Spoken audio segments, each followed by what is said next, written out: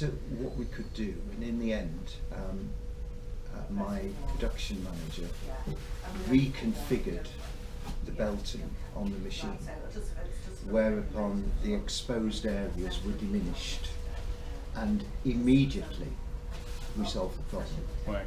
Okay. We were left with the legacy of what had happened, and to be fair, to some extent we're still dealing with it. But the impact was going from 50% to 0. Huge. Huge. I mean, it was enormous.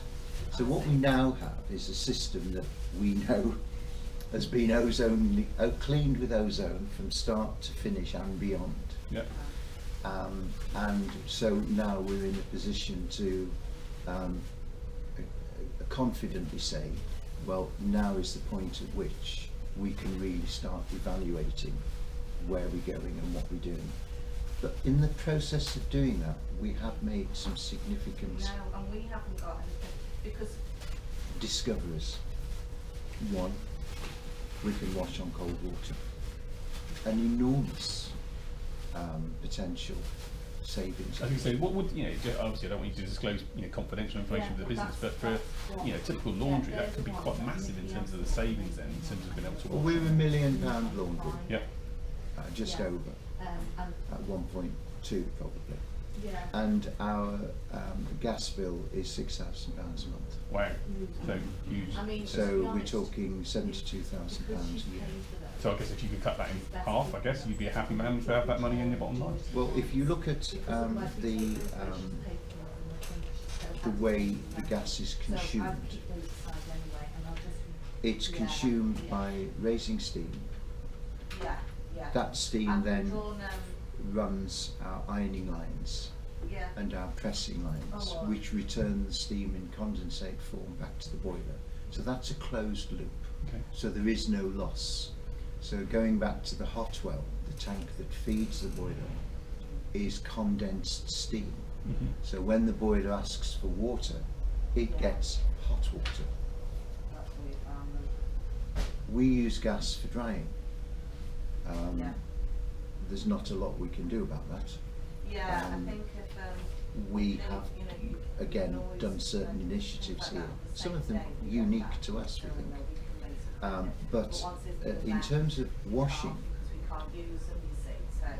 steam, the gas consumed to raise the steam that raises the temperature of the water is a lost cost, in as much as the steam that heats water is free.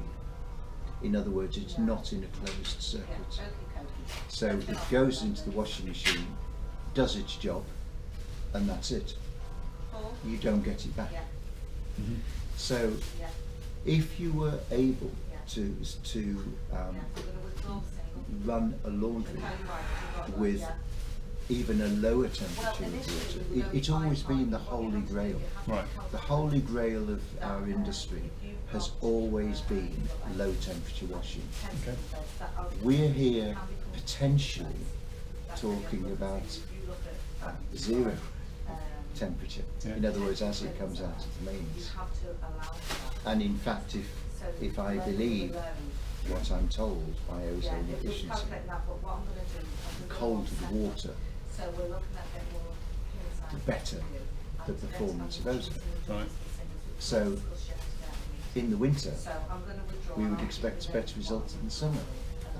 I mean, if you wanted to talk about blue sky thinking, we could be talking about installing refrigeration to cool the water to make it more efficient, which is bizarre. Yeah, in a laundry, which is the complete opposite of what you'd expect. Which is bizarre in our industry.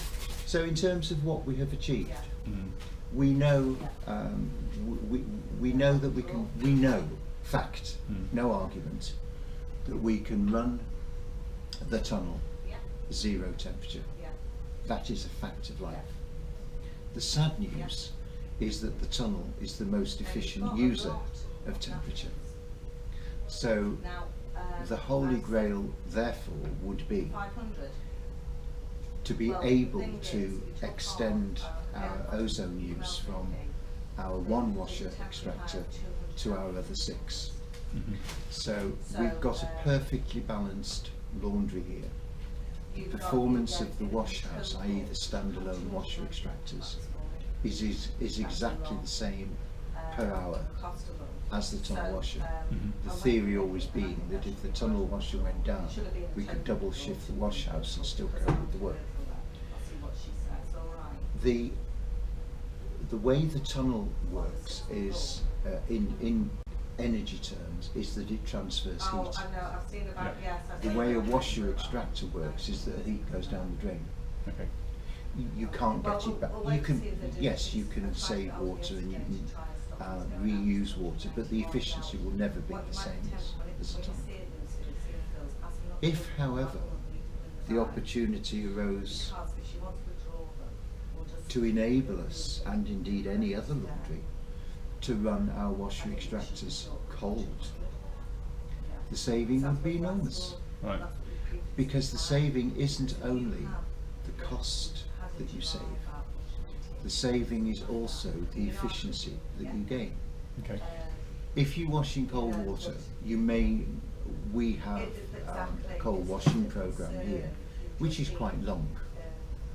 By long, I mean it's as long as any heated program. But that's because we're in the early stages. We might find that we can reduce that significantly. But if you could imagine that across the board on every single machine for as many categories as possible, not only are we saving the energy, but we're gaining the use of that energy somewhere else. Yeah.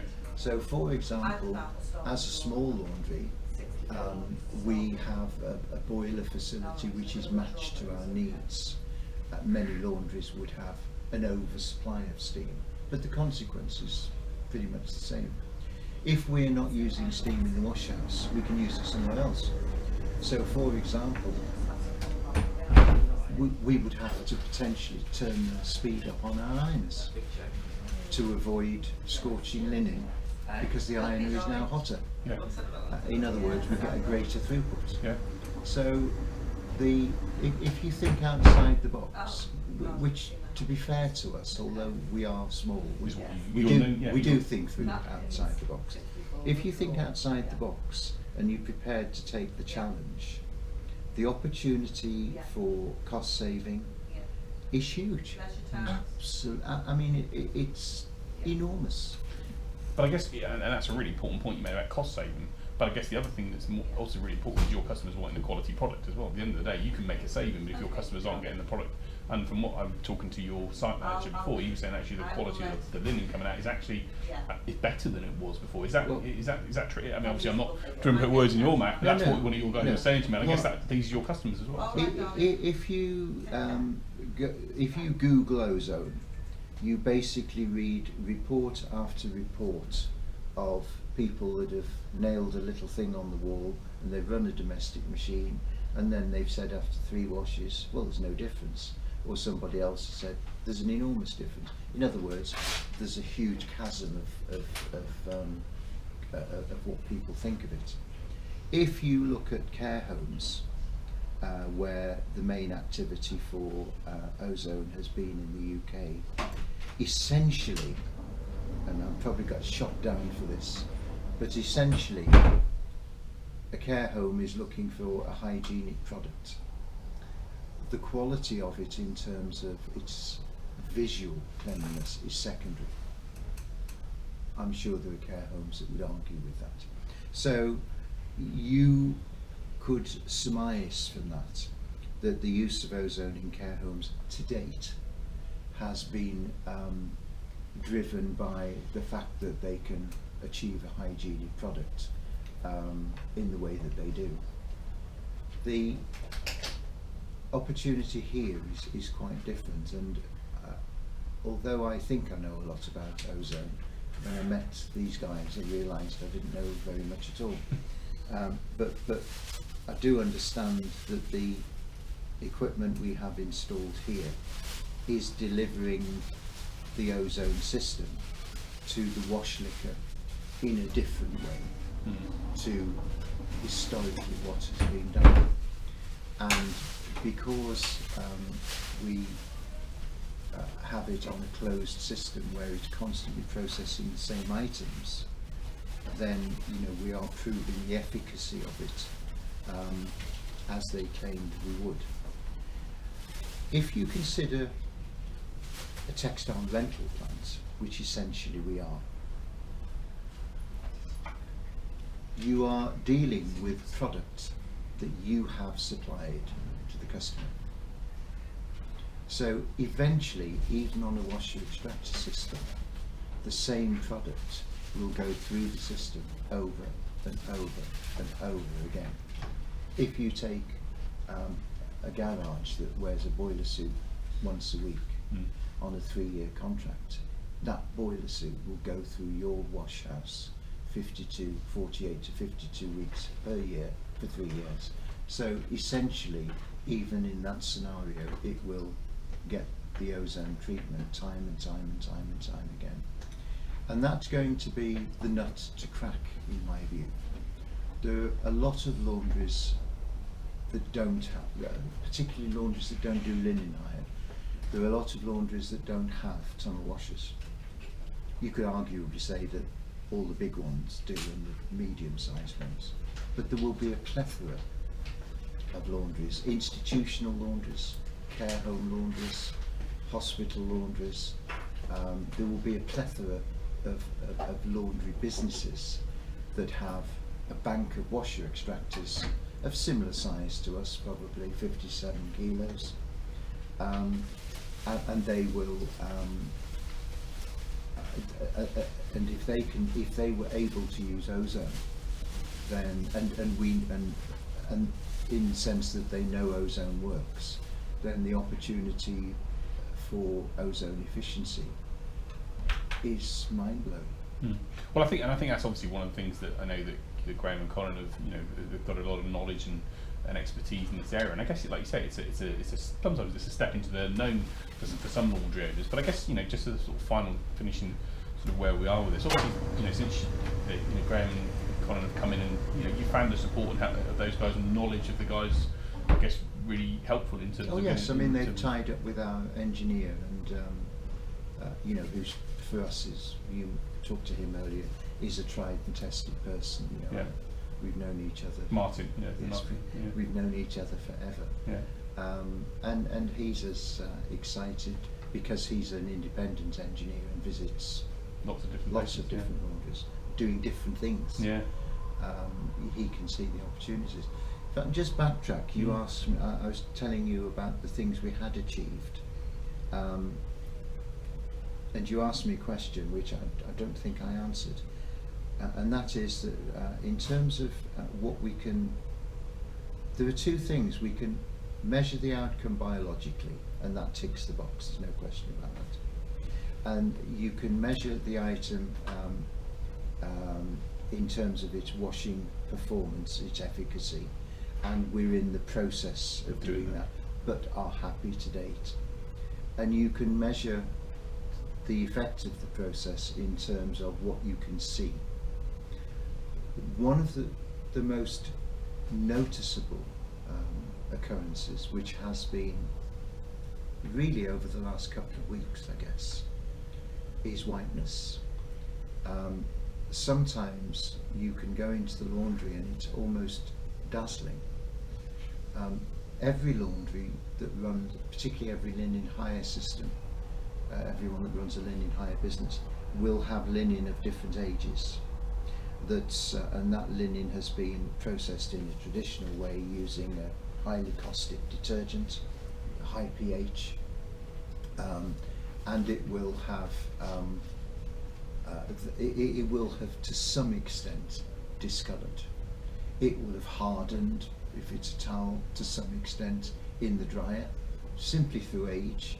In some laundries it will harden very quickly because they'll have a very high drying temperature simply because they're a high volume unit.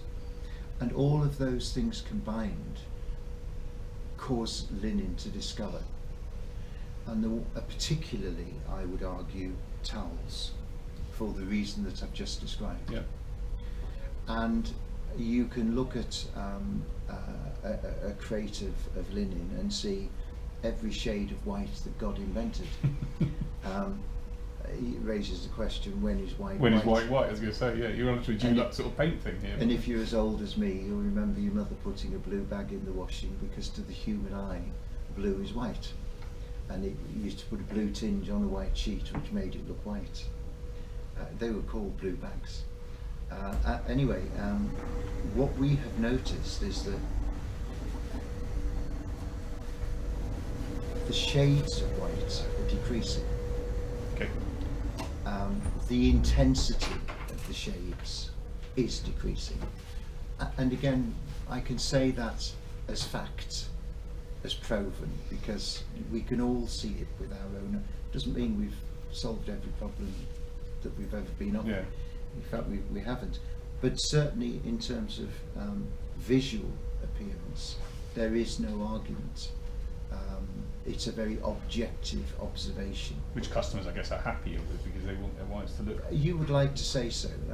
I wouldn't beat my chest and say that anyone's commented. No, but said that. if I was buying a product with rental, I want it, I want it to look as quality as possible, I guess, from a customer hotel or you do. perspective. Now whether that will continue and will eventually end up with white equals white, which for anyone on a pool stock system is again almost a holy grail. Yeah. Then if we get there, then we will have achieved something that we didn't even have in the bag of considerations when we started the process. So we started this process purely on, if you will, a cost perspective, but we're seeing things coming out of it which you're almost saying, well, I wish I'd made that a deciding point at the beginning. You get bonuses basically. You get bonuses, yeah, you do get bonuses. Fantastic. So I would, my next goal, and in fact I've discussed it with Martin this morning, is to link the ozone system up to the entire wash house, so that we've got any washing done in this building is done using an ozone system. Yeah. And then we'll begin to see the opportunities that exist outside of tunnel washing. Fantastic. Well, look, Paul, it's been fascinating actually interviewing and talking to you. I really, from my perspective, actually, like you say, you're a business owner.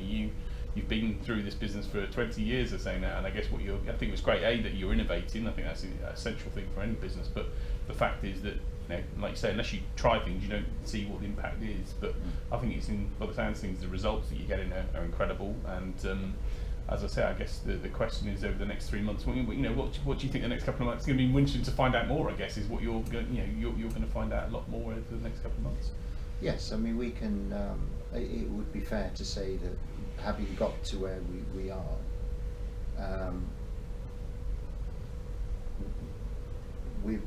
we think we're at the stages now where we're almost seeing daily improvements. We're not measuring it in blocks of weeks or months. It was a very steep curve. Yeah. And it would have been easy to jump ship. But we had an agreement. I want it to work. Yeah. And I think that's the key. Don't go into ozone if you don't want it to work. Yeah. And that's true of anything, of any innovative development. If you commit yourself to it, and if you pledge your absolute support to the guys that you're working with, then if at the end of the day you shake hands and say, sorry, it's not worked, you both parties know it's because it hasn't worked, not because you've not done the trial properly. So one of the things we did commit to, and we always do with anything, is we would do it properly. And we have. And I guess, but you also need the support of people to help you do that. And I guess I know with Graham and Colin, they've got that knowledge and expertise, and have been helpful in getting things set up and working through those things with you. And I guess that's important for a laundry owner's perspective as well, to have someone there that is able to do that with you. Any partnership requires a skill set. These guys have got the skill set for ozone. We have, in our own small way, the skill set for laundry. It's a nice match. So it's a good match, and if they can find people who want it to work, then they have a great opportunity. Well, that's great. Well, I'm hopeful. I know that there are plenty of people out there that will want it to work, because ultimately, like you say, the savings in efficiencies and the benefit for customers will hopefully make that an obvious case. So look, I'd like to thank you. I know appreciate you giving up some your time this morning. I know you're a busy man, so it's really great to have you here talking about you and your business in a live environment, which is great to see people coming in and back and forth. It shows the nature of the way the laundry's running. So we're going to take some videos in, hopefully, if that's okay, in a moment in the actual laundry itself. But just like to thank you on behalf of Graham and Colin for your time this morning. The interview's been really interesting. Obviously, we're going to share this to a number of people to show how innovative you guys are at what you're doing as a business, but also the fact that there is a major step forward that laundries can make here to drive both efficiency and effectiveness and better customer, hopefully, satisfaction with what they do with the ozone product. So thanks very much for your time, much appreciated.